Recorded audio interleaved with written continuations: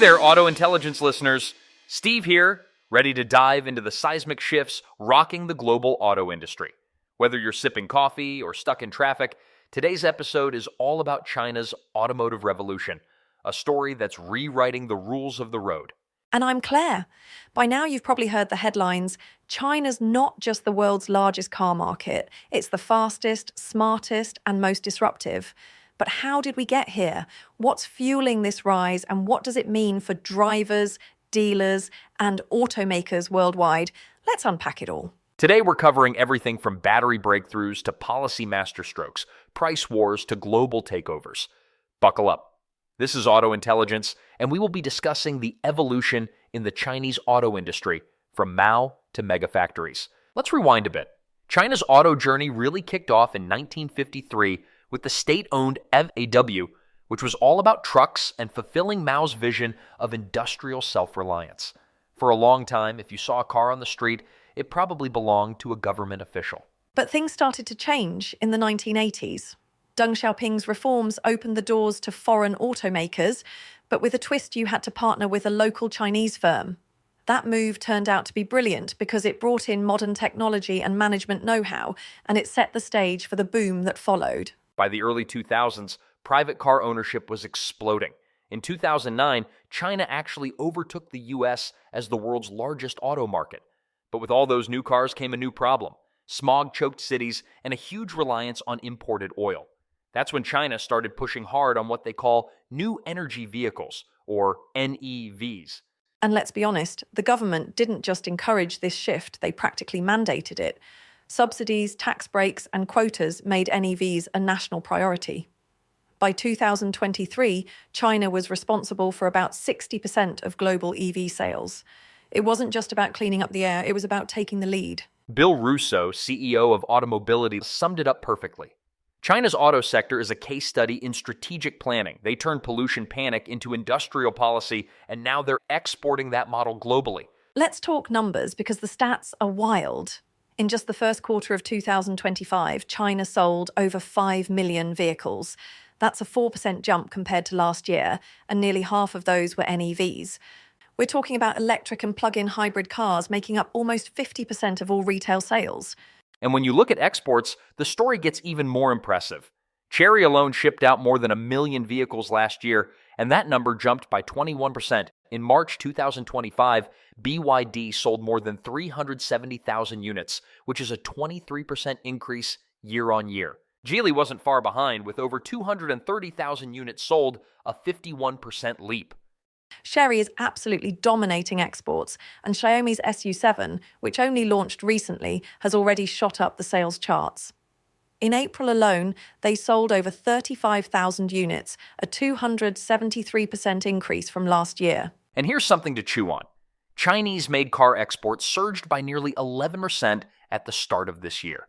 NEVs now make up almost a third of those exports.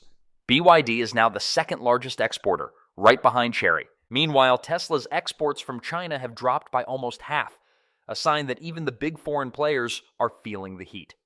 So what's giving China this edge? It's all about vertical integration. Take BYD, for example.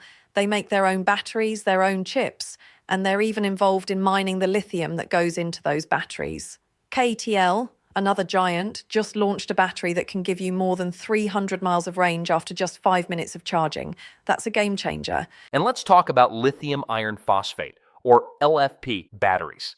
These are safer, cheaper, and last longer than the nickel-cobalt batteries you see in many Western cars.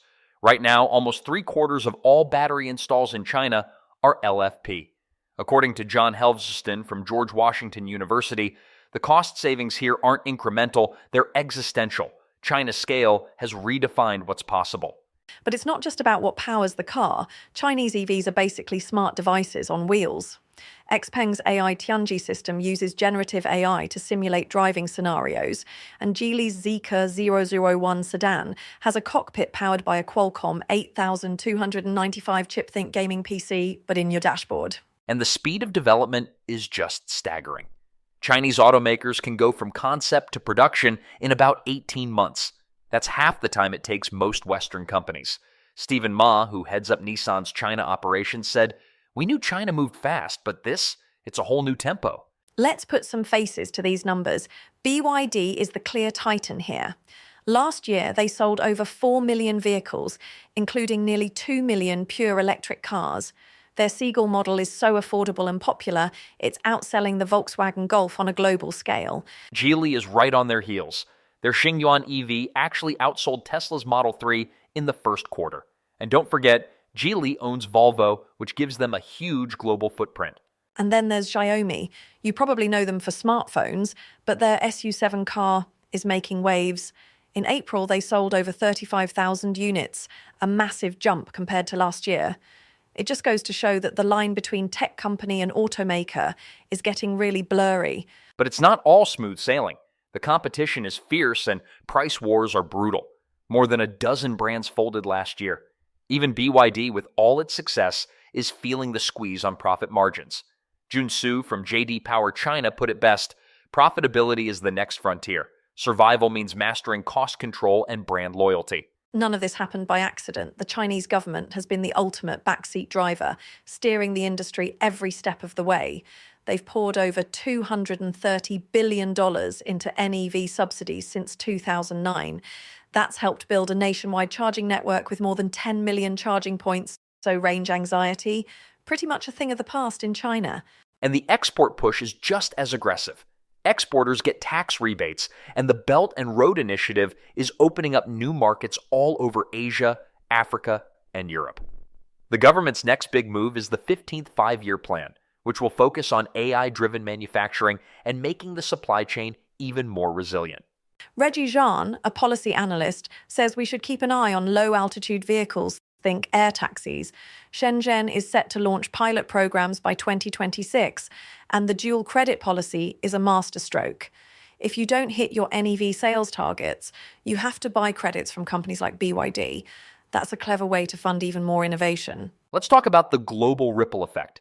Europe has slapped 25% tariffs on Chinese EVs, and the US has banned not just TikTok, but also BYD buses. But China's not backing down. They're building factories in Hungary and Mexico to get around those tariffs. BYD's $1.3 billion plant in Hungary is a big deal, and Chery's new factory in Mexico could let them reach the US market without the usual import taxes. Meanwhile, the old guard is struggling. Volkswagen's China sales dropped 5.5% in the first quarter, and Toyota barely grew at all. Zhang Yongwei from China EV100 says, foreign brands misread the market. They bet on loyalty over innovation. Now they're paying the price. So, what's next? The future is bright, but there are some big challenges ahead. For starters, there's overcapacity.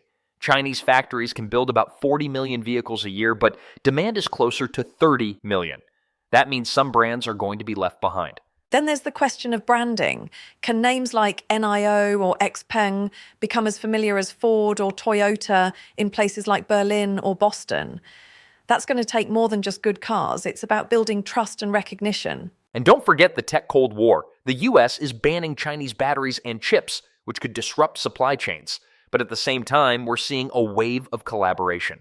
CATL is licensing its LFP battery patents to Ford, so your next F-150 might have a little bit of China under the hood. There are also huge opportunities. AI-defined vehicles are the next big thing. Li Xiang, CEO of Li Auto, predicts that by 2030, cars will be able to update their own software, negotiate traffic using blockchain, and even earn money for their owners by ride-sharing when they're parked. And let's not overlook the global south. BYD's $20,000 Dolphin EV is a hit in Thailand and Brazil, and Chery's Tiggo SUVs are everywhere in the Middle East. Bill Russo says China's offering the West high-tech and the rest high-value a 1-2 punch. Let's dig a little deeper into what really sets China apart. First, it's the sheer speed of innovation. In the West, a new car platform might take 4 or 5 years to develop. In China, it's often done in under 2. That means they can react to trends, tech, and consumer demands almost in real time. Second, it's the integration of tech and manufacturing.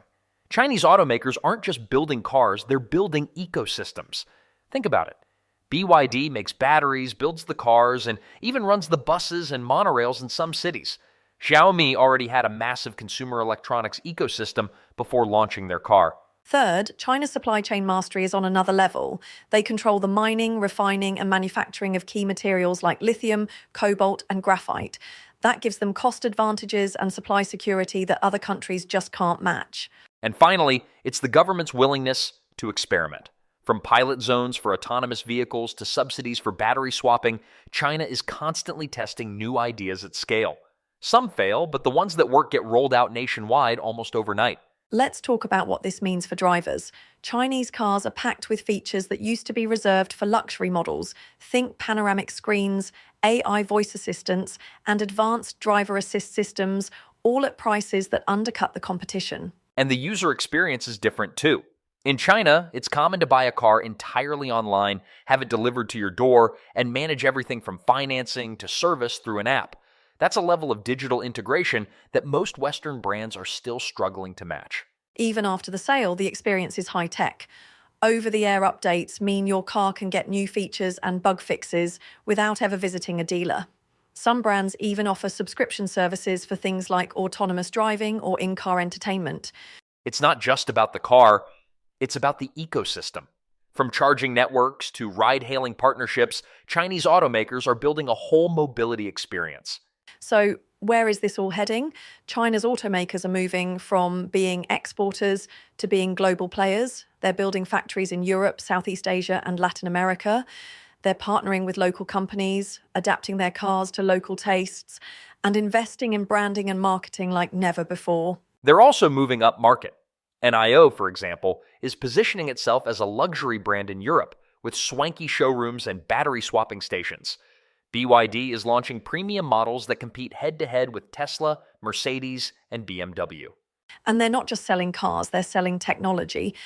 Chinese battery makers are partnering with Ford, Volkswagen, and others. Software platforms developed in China are powering vehicles around the world. The playbook is clear. Dominate at home, expand abroad, and set the pace for the industry. As Andrew Baum from Alex Partners said, failure to adapt to these evolving trends could lead traditional automakers towards obsolescence. Let's take a few more listener questions. Raj from Toronto asks, will we see more Chinese cars in North America soon? Great question, Raj. With new plants in Mexico and aggressive export strategies, it's likely, but regulatory hurdles and tariffs are still big obstacles. That said, the tech and design influence is already here. Just look at how quickly Western brands are adopting features pioneered in China. Sophie from London asks, are Chinese cars safe and reliable? Absolutely.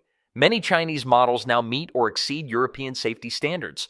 Brands like NIO and BYD have scored high marks in crash tests, and their warranties are competitive with anything on the market. And finally, Lucas from Sydney wonders, will the price wars in China mean cheaper cars for the rest of us? In the long run, yes. The intense competition in China is driving down costs and forcing everyone to up their game. That means more affordable, better equipped cars for consumers worldwide. So there you have it, the rise of China's auto industry, from humble beginnings to global powerhouse. It's a story of ambition, innovation, and relentless execution. Whether you're Team Tesla, Team BYD, or just Team I want a great car at a great price, the future of driving is being shaped by what's happening in China right now. Auto Intelligence is produced by Automatic, a pioneering AI-driven platform transforming the automotive retail industry. Founded in 2024, Automatic delivers intelligent, adaptive solutions designed to help dealerships streamline operations, optimize sales performance, and elevate the customer experience. Automatic is LLM agnostic and deeply trained in the auto industry. What's critically important is that Automatic is built to enhance your team's abilities and performance, not replace them. That's why they're known as the most human AI company in the automotive space. Visit them at autoagentic.ai. Don't forget to subscribe, leave us a review, and send your questions to Barry at autoagentic.ai. Until next time, keep your eyes on the road and your mind on the future.